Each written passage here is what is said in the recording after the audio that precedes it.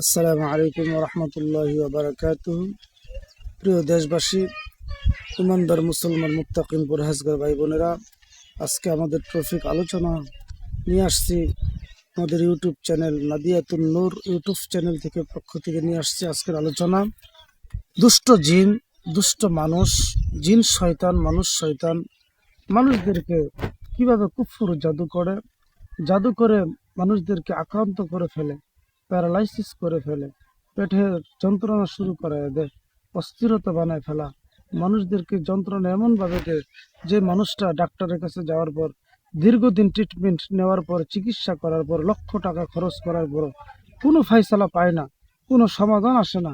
দিন দিন মানুষের অস্থিরতা বাড়তে থাকে, অসুস্থ বৃদ্ধি হতেই থাকে। মানুষ যখন দিশেহারা হয়ে যায় তখন তারা কোরআনের আলেমদের কাছে যায়। কিন্তু না, সর্বপ্রথমই আমরা মুসলমান আজকে আমাদের এই যুগে এই আধুনিক যুগে আমাদের ডাক্তার আসছে, বিজ্ঞানিক আসছে, বৈজ্ঞানিক আসছে, কত কিছুই না আমাদের আসছে। কিন্তু আজ থেকে 100 বছর আগে, 50 বছর আগের থেকেও, 100 বছর 200 বছর আগে আদি যুগের মানুষগুলা যখন যত প্রকার রোগ বালাই আসতো না কেন, রোগ বালাই সমস্যা দেখা দিত, তারা কোরআনের উপর বিশ্বাস করে, কোরআনকে ভালোবেসে উজু বানাইয়া কোরআনের উপর আমল করতেন। আল্লাহ তাআলা তাদের বড় বড় রোগ থেকে মুক্তি দিয়ে দিতেন। সুবহানাল্লাহ। এই যে দুষ্ট মানুষগুলো, জিন শয়তান, শয়তান যখন মানুষকে জাদু করে, অস্থিরতা বানায় দেয়, দুর্বল করে ফেলে, প্যারালাইসিস করে ফেলে, আরামের ঘুম হারাম করে দেয়, এই শয়তানের জাদুগুলার থেকে বাঁচার জন্য যে আমল করা জরুরিভাবে করা দরকার। নবীজি বলছেন, কোনো ব্যক্তির যদি জাদু আক্রান্ত করে, জাদু ধরে ফেলে, ওই ব্যক্তি যেন সকাল সন্ধ্যায় আয়াতুল কুরসি, সূরা কাফিরুন, সূরা ইখলাস, সূরা ফালাক, সূরা নাস এগুলো যেন আমল করে সকাল সন্ধ্যায় শরীরে যেন দম দেয়। হ্যাঁ, জাদু যদি আইসেই যায় তাহলে কি করণীয়? আমি দুটো আমল ঢুকাই দিলাম এখানে।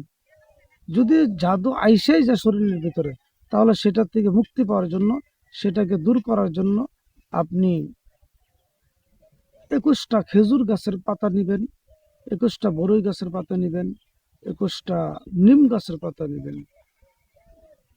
এই পাতাগুলো নিয়ে 1 লিটার পানির ভিতরে আপনি গরম করবেন, ফুটন্ত গরম করবেন। গরম করার পর আপনি ইস্তিগফার পড়বেন 11 বার।